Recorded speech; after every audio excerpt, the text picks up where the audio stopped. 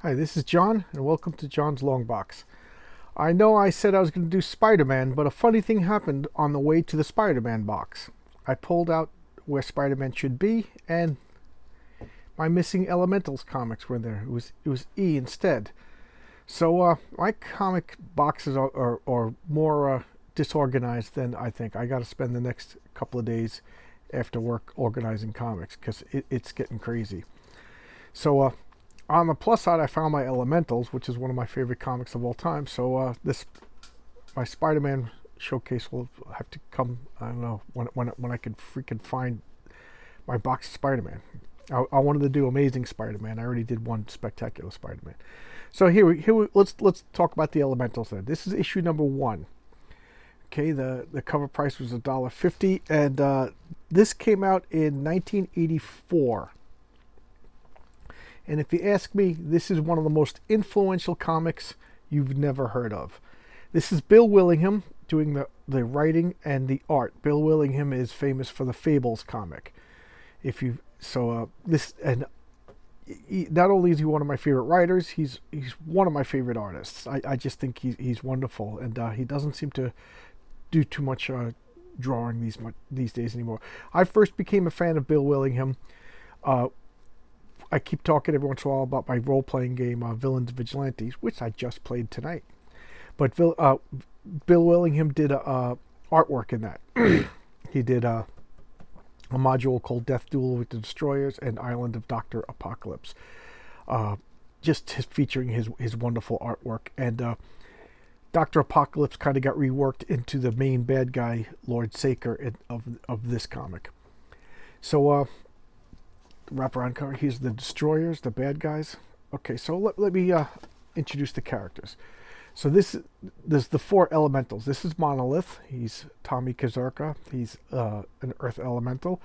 This is Rebecca Golden. She's Fathom, the Water Elemental. This is Vortex. Why can't I remember what his name is? Jeff Murphy. And And this is Morningstar. She's Jeanette Crane. Okay, they all died, and they came back to life with superpowers. He was a pilot whose helicopter crashed. He was killed in a landslide. She drowned off a boat, and she was burnt up in a fire. And they came back with powers matching their death, because Lord Saker, the bad guy. Well, we'll see inside. And these are the Destroyers. These are the bad guys. This is Annihilator. I just love this character. What a great costume. Shapeshifter, Chrysalis, Behemoth, Ratman, and Electrocutioner. So good. So good. I love it. So this comic, if this comic set the tone for dark, realistic superheroes. And this was 1984. This was before Vertigo. I think all of that stuff owes it to this. So let's go in. Okay. The Natural Order. Bill Willingham pencils and plot. Michael Wolff script and plot. Keith Wilson letters. Eric Merrill colors. So this isn't the first appearance of the Elementals. The first appearance was in Justice Machine Annual number 1. So this is 1984. Comico, the comic company. And here are the Elementals. And this is she's filthy rich, and this is their butler. The art gets better and better with every issue. So here's the Elementals. I mean, look at the bright colors. I don't think they compensated for the colors on this better paper, and it came out like really brighter than normal, but that's neither here nor there. I just like, I don't know, something about Willingham's artwork I really like. So what they're doing is they're in Seattle, right by the Puget Sound, and they're staying in Rebecca Golden's house. That's her father, and he's a wealthy lawyer, and he's helping out his daughter and her new teammates. And keep in mind, they're also like the very first superheroes to appear in this world, so people aren't used to this. He's kind of freaking out because his daughter died. Now she's back as this green person. And this is Porter Scott. He's like an FBI agent that's assigned to act as liaison between the elementals and the government because, like they said, it's not every day that people come back from the dead. I mean, the bodies were autopsied and everything, and they still came back. So,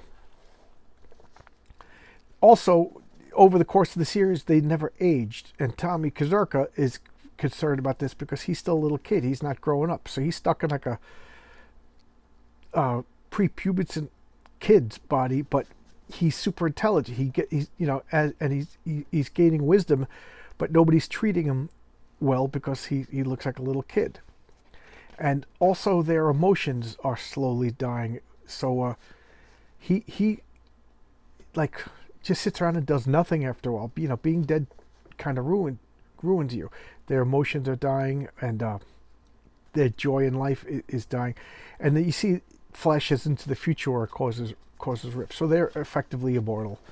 They could be killed by extreme trauma, but not old age and not disease and stuff like that. So here's the destroyers. So they're talking about their origins because they have to. So here Tommy's caught in a landslide. Rebecca overboard. Jeff Murphy in the helicopter crash, and Jeanette in the fire. And he's like, let me get this straight. And now the action starts. Look at this great picture. Key Rash as Annihilator just comes flying through the window. That is just awesome.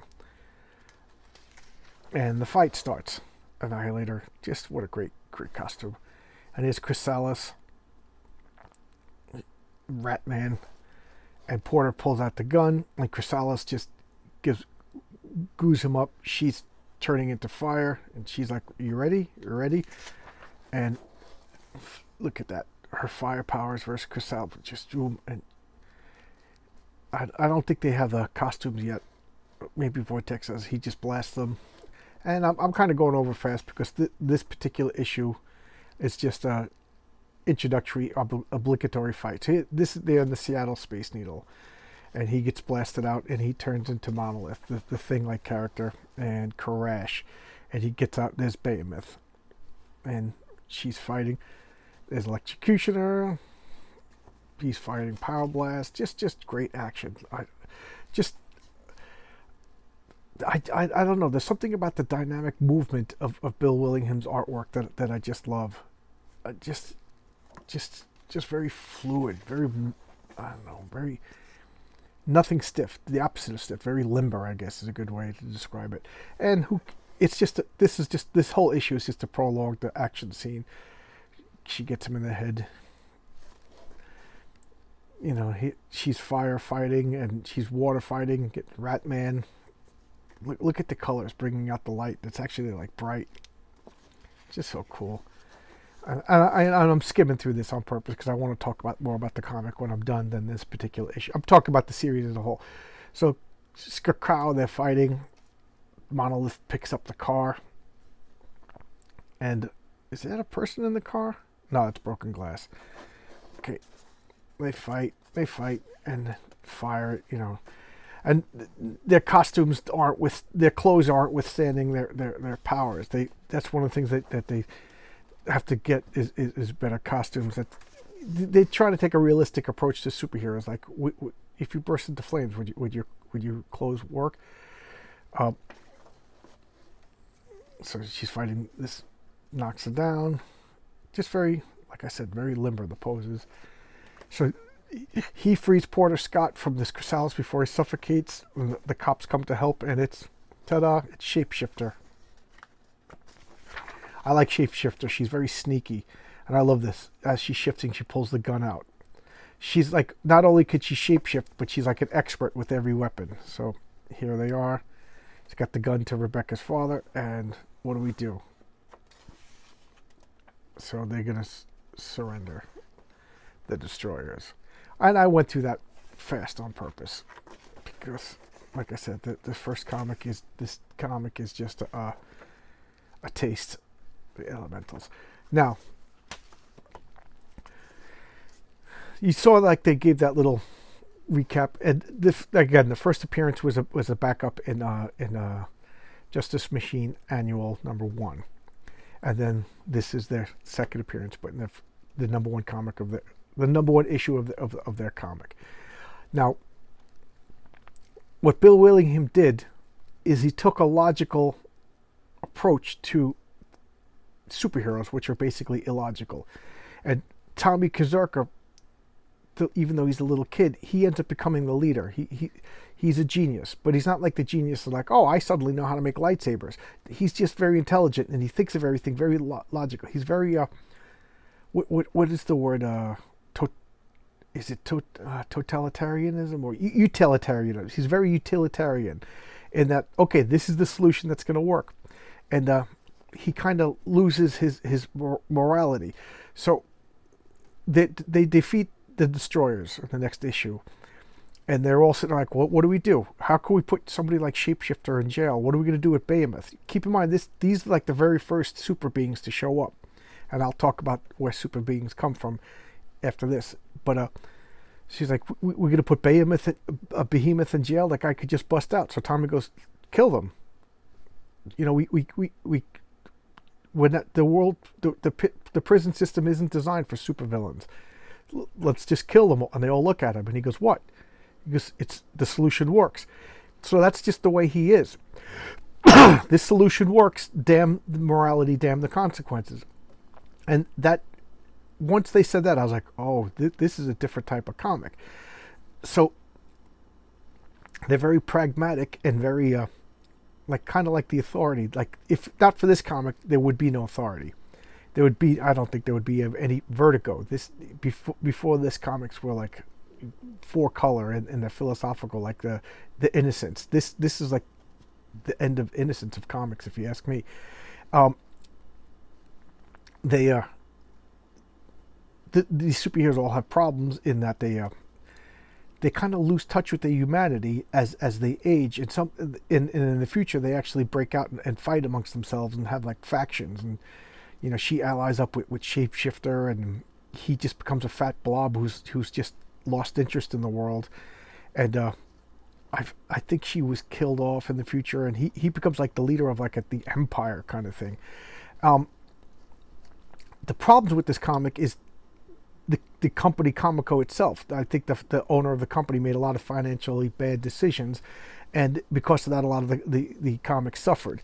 Like this made it to issue 29, and I don't think it was bad sales. I think it was bad publishing, and it got canceled, and then it started again. So it went from issue 1 to 29, canceled. Then volume 2 was 1 to 26, and then the third series went from 1 to 3. And it ended there. Then there was like these goofy sex specials that were like soft porn, and I don't know what was going on.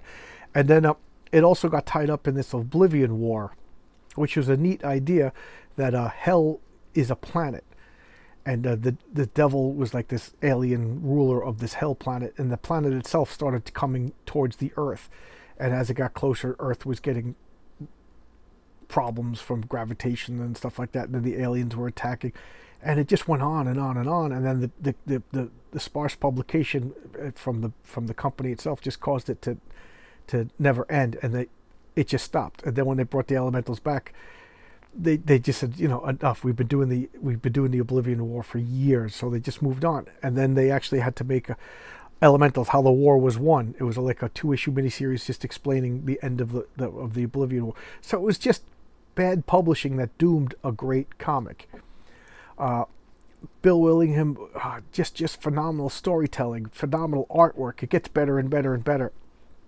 And then it wouldn't come out for 6 months. And then I remember going to the comic store and like, oh, it's out. And then you find out, oh, I missed an issue. I didn't remember when the last issue. And then you'd have to go track it down. It was really, really, really tough to keep track of because of the company itself.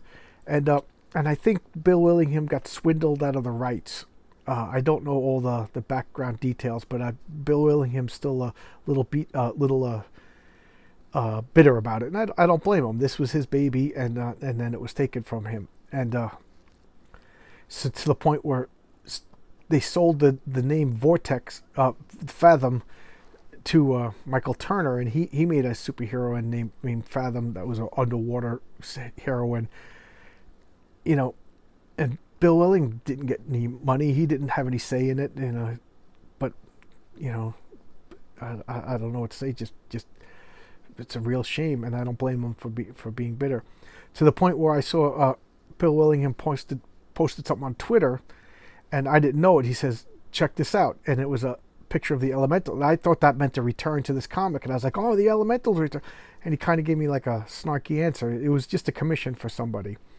But don't be mad at me. I'm just a fan of your work, and I was happy to see something return. I thought it was good news, you know.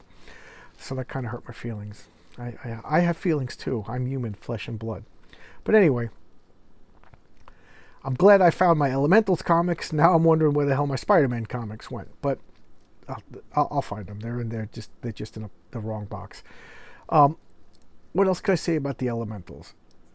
How did they come about? So what happens is there was this evil wizard, and they implied that he was Lazarus from the Bible. So Jesus rose Lazarus from the dead, and then this Lazarus just went on living and living and living and couldn't die because he already died. So he can't die again. And after a while, he just became a wizard and learned stuff and became immoral. And next thing you know, he's making deals with demons. And what Saker does is he creates this magical artifact that just traps all the ambient magical energy on Earth into one thing, the Shadow Spear, and then he releases it. So think about like why is there no magic on the Earth? Because Saker has been collecting it and harnessing it all, and then he releases it, and from because he released all the magic at once, it created this horrible storm, and lightning bolts were happening, and people getting hit by lightning and getting superpowers, and that's how the destroyers were created. So the natural order, the four elements, you know, the lords of earth, the lords of air, the lords of water, they said we need to get champions to restore the natural balance. So they used their power to, when these people were killed under the right circumstances, they made their four champions and made them immortal and to deal with Lord Saker. And then spoiler alert, they beat Lord Saker, and they're like, okay, now we could die and rest, but they realize it's not over. And that's the elementals. So they're kind of like heroes that, you know, they're kind of resenting the fact that they know that they're missing part of their soul. It's neat.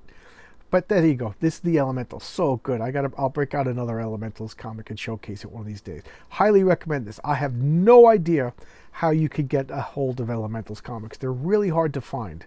I don't know if there's a collected edition or whatever, but good luck hunting. That's all I could say. And if you do find Elementals comics, just grab them. They're really, really good. All right, thank you. Appreciate it. Hope you enjoyed this. I'm still on the hunt for Spider-Man. Thanks a lot. Bye-bye.